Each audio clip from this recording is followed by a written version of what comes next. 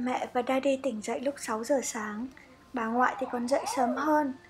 Mẹ tỉnh dậy mắt còn hơi sưng vì tối qua mẹ khóc mà chẳng rõ nguyên do.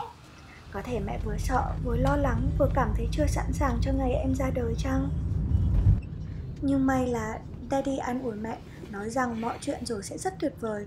Rằng ngày mẹ nói với Daddy là mẹ mang thai, Daddy đã rất hạnh phúc và đã sẵn sàng cùng mẹ vượt qua quãng thời gian mang thai đầy nặng nhọc để đón em ra đời. Rồi mẹ hết khóc và ngủ thiếp đi trong tay của Daddy. 7 giờ sáng cả nhà đến bệnh viện. Hành lang vẫn còn vắng hoe. Daddy ngồi ôm mẹ một lúc để trấn an nỗi sợ phòng mổ của mẹ. Mẹ đừng lo nhé, con và Daddy ở đây, mẹ đừng sợ gì cả. Sau đó mẹ đi tắm gội, thử máu, thay đồ bệnh viện, rồi lên giường nằm đo nhịp tim thai. Mẹ đang nằm đọc vài trang sách thì các cô y tá bảo mẹ là đi mổ thôi. Mẹ bất ngờ không tin là nhanh như thế. Mẹ chưa kịp chuẩn bị tinh thần mà. Thế là mẹ òa khóc. Nằm ở trên giường đẩy, mẹ cứ khóc mãi. Mẹ cố kìm nước mắt, bởi vì sắp gặp Daddy rồi mà. Xe đẩy đi ngang qua chỗ Daddy, bà ngoại và cô Trúc, trợ lý đáng yêu của mẹ, bay từ Sài Gòn ra thăm mẹ cơ đấy. Daddy đứng dậy ra ôm hôn và an ủi mẹ thật nhanh để cho mẹ vào phòng mổ.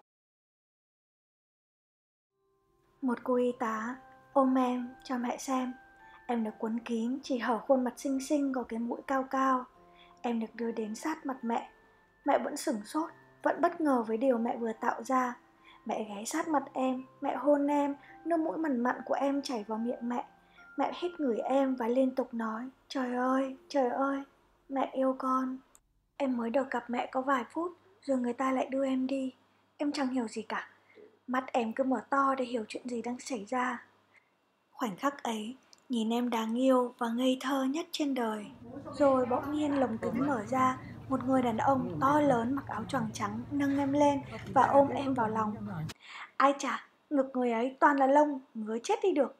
Em khóc ré lên, rồi ông ấy dịu dàng vỗ về em, hôn em liên tục và nói khẽ vào tai em là Daddy của con đây, chào con gái, chào thiên thần của cha. Daddy giấu nước mắt. Ôi, hóa ra đây là cha của em. Người đàn ông to lớn như một cây đại thụ là Daddy của em.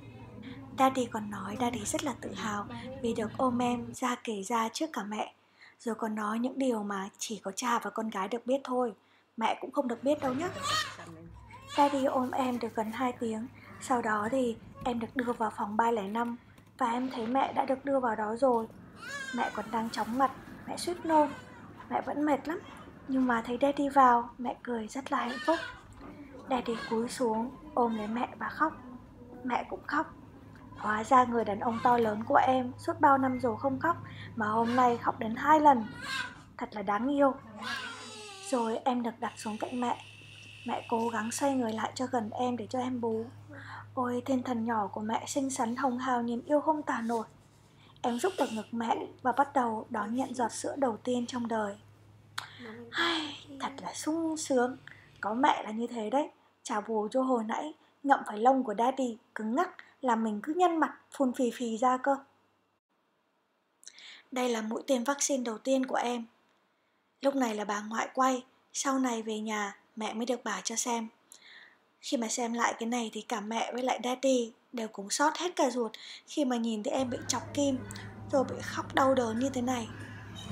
Daddy vẫn cứ nói là it breaks my heart whenever seeing her crying like this. Ôi, nhìn cái thân hình bé tí tiểu teo xinh quá. Thế mà chỉ 2 tháng sau, những cái bộ quần áo này đều đã mặc chỉ còn đến đầu gối với lại khẩu tay của em thôi.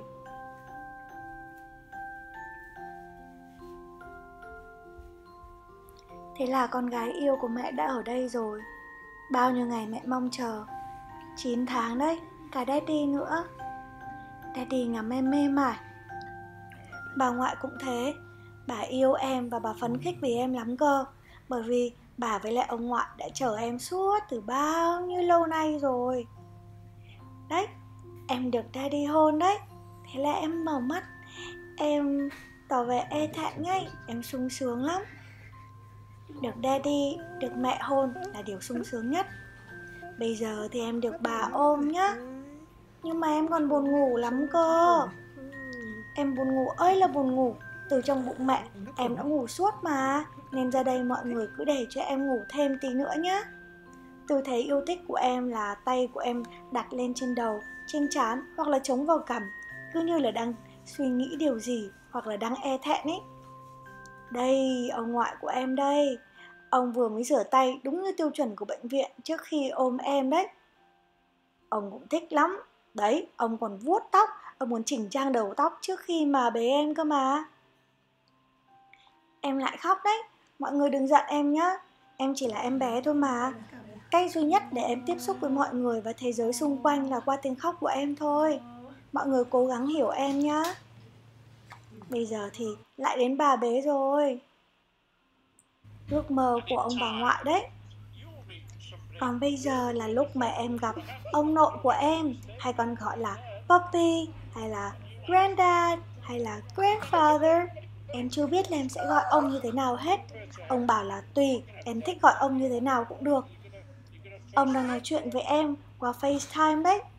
Em là một cô gái của thời đại công nghệ mà. Đấy, nghe Papi em nói chuyện có đáng yêu không? Ngày xưa, ông nội chăm bố của em với lại chăm chú của em. Cho nên là ông nói chuyện rất là hay với trẻ con. Ông biết kể chuyện, ông lên giọng, xuống giọng, trầm bổng khiến cho em thích ghê cơ. Đấy, mọi người có thấy không? Em nhìn chăm chú vào ông đấy. Và em lắng nghe cũng rất là chăm chú cơ.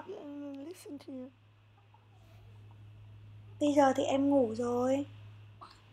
Nhưng mà vì em sinh mổ, với lại mẹ của em là người nhạy cảm, cho nên là em bị nhiễm tính của mẹ hay sao ấy. Em hay bị giật mình lắm. Mỗi lần em giật mình, mẹ lại ôm em vào, vỗ về em. Thế là từ từ em sẽ hết giật mình thôi. Em lại giật mình rồi. Em giật mình thì em sẽ khóc một tí. Nghe thương không? Thế là thế giới có thêm một thiên thần. Em đã bắt đầu hành trình của cuộc đời mình rồi. Và đến một ngày em sẽ khám phá cả thế giới cùng với mẹ với lại Daddy. Em yêu mẹ và Daddy lắm. Nhưng em biết mẹ và Daddy còn yêu thương em nhiều hơn. Ngày hôm nay thật tuyệt vời.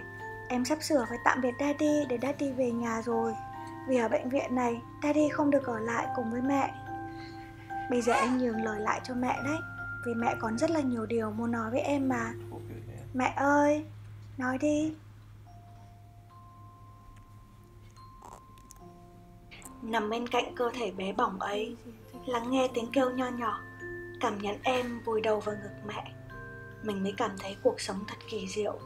Mình biết ơn anh và tạo hóa đã mang con đến bên mình. Thiên thần nhỏ Lina Linh Duffy xin chào thế giới. Em hôm nay 1 ngày tuổi và đang háo hức khám phá thế giới này. Bố mẹ, ông bà yêu em lắm. Chúng ta thực sự là một gia đình hoàn chỉnh rồi. Sẽ cùng nhau tạo ra những kỷ niệm đẹp cùng nhau con nhé. Ba mẹ yêu con rất nhiều. We love you so much and we will do everything to protect you. My love.